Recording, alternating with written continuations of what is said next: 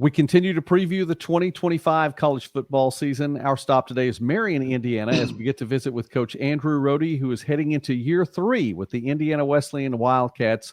Coach, it's always a privilege to get to visit with you, and I want to look back at 24 really quickly just to get started. 11-2, the overall record, another trip to the playoffs, another trip to the quarterfinals, as a matter of fact, third consecutive year to make it at least that far for the program, but back-to-back years for you and your tenure there. And for the school, I mean, just littered the NAIA stats in the top 5 in so many categories, but also from a school record perspective, most wins in program history. So tell us a little bit about 2024. Yeah, it was a special season. That senior class was just a tremendous group of young men. They were our hardest workers, best players, biggest influences on the team. And I think that showed. They took that team, they bonded them together, and then they won a heck of a lot of football games. And then that trip to the quarterfinals was really exciting, really thankful to have the 11-win season that we had. Yet at the same time, there was also a little bit of, a moment at the end when Benedictine beat us that we felt like that season got cut shorter than we thought it was going to with the group of guys that we had. So it was a tough end, but also 6 or 7 months later, when you can kind of reflect back on everything, tremendously thankful for that group of guys in that season last year, and just for the experiences that we got to have. Coach, I'd like to talk about that a little bit. I know that Indiana Wesleyan is an incredible university, and there's a lot that goes on there besides just athletics and academics as well. One of the stories that was posted with the football heading for Indiana Wesleyan in November simply read, the headline was 14 team members baptized. And the date of it, I remember when it came out, but I look back again and think that was in late November. This is right in the middle of football season. And still, you guys are taking care of things that go beyond the football field and prioritizing those things of eternal value. Can you talk about that? Yeah, I think that was one of many moments last year that we were just so proud of, so thankful for. And it started, actually, Clayton Mosier was one of a handful of guys that really spearheaded that whole thing. It started early in fall camp. And he had said, Coach, I think it might be pretty cool if we, open it up and see if guys would be interested in getting baptized, or really if anyone's interested in kind of taking the next step in their faith, and baptism was one of those steps. And so, we addressed the team, we talked about it, end of fall camp rolled around. We didn't feel like it was the right time. We tried to find a few different weeks during the season, never felt right about it. And then it was the playoff bye week, which thankfully we got the bye, and Clayton came up and said, Coach, I feel like this might be the right week. And we had been talking about with guys the previous few weeks before then. And then we opened it up. And really what was incredible about it was, the coaches were involved in the sense that we've been investing in guys' lives, but we were uninvolved in the organization of it and pretty much running the whole thing. So Clayton and a crew of his guys stepped up, led the whole thing, organized all of it. And so that was a moment I was just so proud to be associated with those guys. Yeah.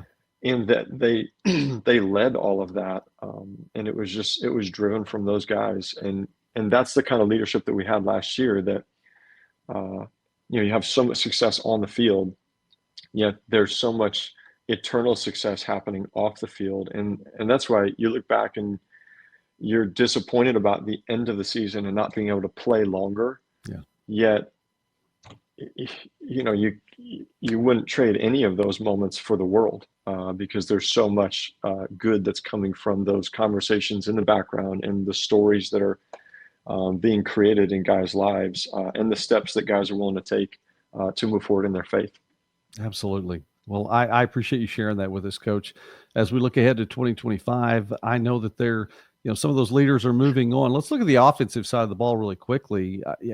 So many Indiana Wesleyan Wildcats that were recognized in the Mid-States Football Association on the Mid-East side of it. And there of your offense, 7 team members, first team all Mid-East last year, led by Will Angel, who was the Remington Award winner too for the nation's best center in the NAIA. Some of those players like Angel moving on, But 25 offense, I would think a good place to start would be Isaac Smith, as he was the Mideast Player of the Year, and he's a receiver for you that's going to be returning. Yeah, I mean, just watching that group of guys go out the way they did, we will miss them. And Will Angel and Ben Zebarth and that crew of guys, you don't just instantly replace 40 games of starting, and between those two guys and the other guys that are now done, I mean, there's so much experience that walked out the door. Yet, we were still such a young offense last year. I mean, really, when you look around the group of guys that's coming back, you've got Isaac Smith, who is the returning Offensive Player of the Year in the conference and who's poised to probably have another great season. And there's a group of receivers around him now that have spent the last 2 years really growing up and investing, and that's going to be a really dynamic group. Our offensive line is younger, but probably as a whole, much more athletic. But again, you lose the experience, so those guys are going to have to grow up fast. Same thing. Ryan Whitwell's back at running back, and there's two guys behind him that played a good amount last year that will be ready to step in. Arjun Lothi at quarterback has had a great offseason, played sort of sparingly last year, but is really kind of geared up to, I think, have a great season as well. So as much as we lost, I really think there's a strong group of young guys that are ready to kind of step in and make their names known. We're visiting now with Coach Andrew Rohde here on Midwest Sportsnet as we preview 2025, and I encourage you, please take some time to like this video and subscribe to the channel. Excuse me. We enjoy talking about small college sports and more throughout the Midwest and beyond. Coach, one Player of the Year in the conference coming back, one moving on. You've already talked about Clayton Mosier and what an impact he's had in many aspects, leadership-wise as well. A couple of familiar names like Luke Bays, Neil Campbell, who were instrumental on the defense that over the last couple of years has just been really good and had some key moments with all the wins. 21-4 in your tenure there, and some of the big time ways that the defense stepped up over the last couple of years. Those three guys are gone. Talk a little bit about who steps in to replace them. Yeah, those three guys were instrumental in our success for the last few years, and this just got to be their last that last hurrah, which was a lot of fun to watch those guys. So again, I don't think you replace all that experience instantaneously, and I don't think you replace it with a guy. I think it's just our defense has to play better and more together, even than they did last year, which it almost seems insurmountable to top that. Yet, if you had said, "Hey, in 23, is there ever going to be a defense that's better than some of the defenses they had in like 20 and 21 and 22?" You'd have said, "Absolutely not. No one's going to top those defenses for years and years to come." And all of a sudden, last year, those guys played better together. They're talented. And they broke tons of our defensive records this last fall, which is impressive. So it's hard to say, no, we'll never be able to beat that defense again. I think they set an incredibly high standard. Yet, I know that we've got enough talented and hungry and young guys that if they really come together and they play team defense and they play tough and relentless, it is going to be a phenomenal defense again. But they'll still have some growing up to do, and just in regards to getting game experience. Like you think about Davion Turner played a ton. He had more interceptions than Neil Campbell did last year. Now, I'm not saying he's Neil Campbell, but when no one threw at Neil, they started throwing at DT, and that was problematic for him. And Vance Shepard played a lot at corner for us as well. And then you got Devin Arevalo, who really, as Clayton Mosier was injured a lot of the last 2 years, still had tremendous seasons, but was banged up quite a bit. Devin Arevalo was the guy that stepped in and kept the defense moving along at whatever spot he was at. So he's going to have a significant impact on us. And then, from a D-line perspective, really, I think our D-line is going to be as good as they've ever been with Anthony Cheeseborough kind of highlighting that group at defensive end. He's long and athletic. He's put weight on. I think he's ready to have a tremendous season. And then Antonio White on the interior and Garrett Hathaway on the playing the other defensive spot. Those guys are going to just have outstanding seasons. And again, if they're playing great team defense and they're playing together, it's going to be a tough defense to score on or to even move the ball on, I think.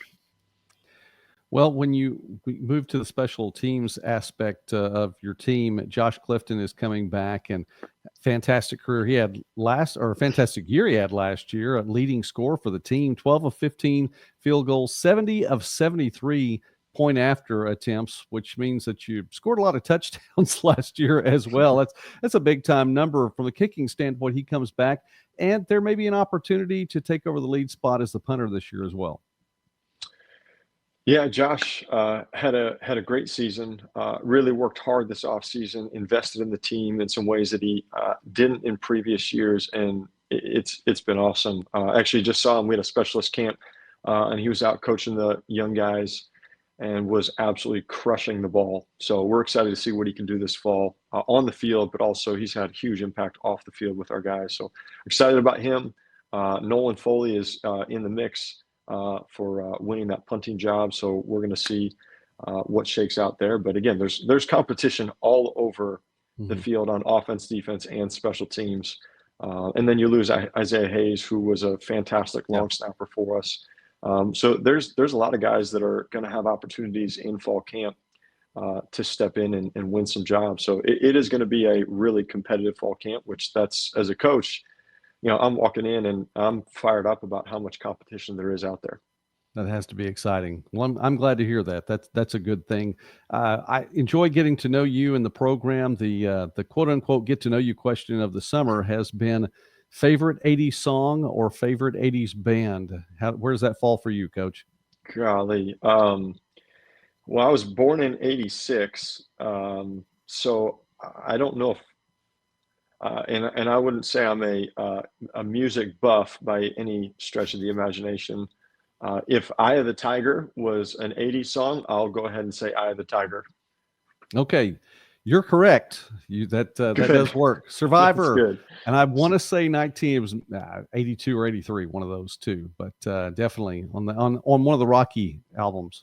Oh, that's why I know. On Rocky soundtrack. That's it. Rocky 3, I believe. So there we go. Yep. Okay. Eye of the Tiger. We'll go with that, Coach. As you look then at the schedule, which, by the way, it's getting pretty close. You are from scrimmages. You get not only 11 games, but a couple of scrimmages. And one of those, as of this recording, is less than a month away. The folks from College of DuPage up near Chicago, a junior college there, gets to come down for a scrimmage. You have another red and white scrimmage too, then 11 games on the docket this year. And it starts at home as Kaiser comes into town. And what a great intersectional matchup that looks like it could be. You get to stay home the next week, September 6th. You start on August 30th, September 6th at home against St. Xavier, then on the road finally at Judson on September 13th. A lot of other games in between there, but I mentioned the last one because you're at Siena Heights on November 15th, and if they don't make the playoffs, it would be the last game in program history for them. Yeah, it's unfortunate what is happening with Siena Heights, and that's going to be a great competition, and those guys will be ready to go, and I'm sure they'll want to go out with a bang in that game. But we've got a lot of games ahead of that one that we're going to have our attention and eyes set on, especially that College of DuPage. I mean, we've got about 14 practices or so, or excuse me, about 10 practices before we get into that DuPage scrimmage. And so that's going to be our focus first and foremost, is just that first chunk of have 10 great practices and then go out and compete with excellence against College of DuPage. All right. So I think, sorry. So, once we get through that thing, we'll have a few more practices, but really that Kaiser game, our guys are really excited about it. It's going to be a great competition. Kaiser is a fantastic football program. And if you look at what they've done in first games of the year, for multiple years in a row, especially, you think a few years ago going out to Dort, and some of the other teams that they've played, man, they come out firing. And I think that's one of the reasons I was so fired up to play them, is they're going to test us as well as anybody in the country will in that first game, in that they'll be fresh, they'll be fast, they'll be ready to hit.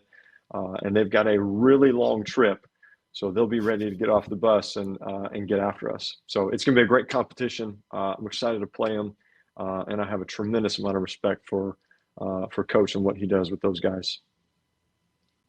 Absolutely. Well, we always enjoy following the Wildcats here on Midwest Sportsnet, and we are going to do it again in 2025. So I'm thankful that we had the chance to visit with you about previewing this season last year as well, and just what all is going there with the program, Coach. It has, since you got there, appeared to be in good hands and continues to look that way. So thank you very much, Coach Andrew Rohde, for spending time with us today. Thank you. Appreciate it, Joey.